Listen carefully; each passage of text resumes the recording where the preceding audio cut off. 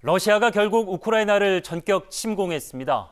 우크라이나 수도를 비롯한 곳곳이 러시아군의 공습을 받았는데요. 우크라이나는 계엄령을 선포하고 어떤 경우에도 국토를 사수하겠다고 밝혔습니다. 먼저 황다인 기자입니다. 하늘에서 섬광이 번쩍이고 곧바로 큰 폭발 소리가 여러 차례 울려 퍼집니다. 우크라이나 수도 키예프의 모습입니다. 이날 러시아의 미사일 공격과 포격으로 우크라이나 전역의 도시들이 타격을 입었고 키예프 시내에는 공습 사이렌이 울렸습니다. 푸틴 러시아 대통령이 우크라이나 동부 돈바스 지역에서의 특별 군사작전을 선포함에 따라 본격적인 전쟁 국면으로 접어든 겁니다. 푸틴 대통령은 우크라이나를 점령할 계획은 없다고 밝혔지만 공격 해동은 우크라이나 주요 지역에 걸쳐 감행됐습니다. 수도인 키예프와 북동부 주요 도시 카리코프뿐만 아니라 남부의 항구 도시 오데사와 마리우폴도 공격을 받았습니다. 푸틴은 또 민간인은 공격하지 않고 있으며 우크라이나 곳곳의 군사시설을 정밀 타격하고 있다고 주장했습니다. Our plans are not to occupy Ukraine.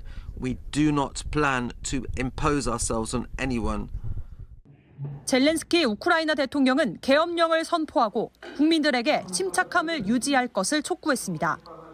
하지만 공습이 감행된 지역에서는 외곽 지역으로 빠져나가려는 피난민 행렬이 이미 시작된 것으로 알려졌습니다. 러시아 침공이 있기 직전에는 비상사태를 선포하기도 했습니다. Сьогодні від вас, від кожного з вас потрібно спокій. По можливості залишайтесь, будь ласка, вдома. Ми працюємо. армія працює. 비상사태 선포 효력은 23일부터 30일간 발생하고 분쟁 지역인 도네츠크주와 루간스크주를 제외한 우크라이나 전역에 적용됩니다.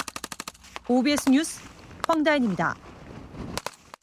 러시아의 침공에 우크라이나는 절대 물러나지 않겠다고 했지만 누가 봐도 쉽지 않아 보입니다. 영국의 군사력 격차, 그야말로 다윗과 골리앗의 싸움이라는 평가가 나옵니다. 이어서 유은총 기자입니다. 러시아와 우크라이나, 양국 군대는 모두 예소련 시절 무기를 근간으로 하고 있어 장비가 대체적으로 낙후됐다는 평가를 받고 있습니다. 하지만 규모와 무기 등을 비교해보면 러시아가 우크라이나의 월등히 앞섭니다. 세계 4위의 군사력을 자랑하는 러시아는 정규군만 90만 명입니다. 반면 우크라이나의 정규군은 36만 명으로 세계 25위에 그칩니다. 블라드미르 푸틴 대통령 취임 후 무기 체계를 꾸준히 개량한 러시아는 서방이 제공한 일부 최신 무기만 갖춘 우크라이나를 압도한다는 평가입니다. 육군 주력 무기인 전차만 비교하면 러시아가 13,000대를 보유한 반면 우크라이나는 5분의 1인 2,430대를 운영하고 있습니다. 장갑차와 자주포 등 여러 무기 면에서도 우크라이나는 러시아에 크게 뒤진 것으로 분석됩니다. 특히 격차가 나는 부분은 해군과 공군. 때문에 러시아는 지상군 투입에 앞서 적군 지역을 미사일과 포격으로 먼저 제압하는 것을 선호합니다. 반면 우크라이나에도 강점은 있습니다. 2014년 크림반도 전쟁에서 완패한 뒤 탄력적인 군대로 변모해왔고 동부 돈바스에서 친러시아 반군과 8년간 싸우며 갈고 닦은 실전 경험이 있습니다. 특히 아르메니아와 아제르바이잔 전쟁에서 효과를 인정받은 터키산 드론 공격기를 도입하고 있습니다. 때문에 지난해 러시아는 푸틴 대통령까지 나서 신경질적인 반응을 보이기도 했습니다. 나토 등 서방이 우크라이나를 어느 선까지 지원하느냐도 큰 변수입니다.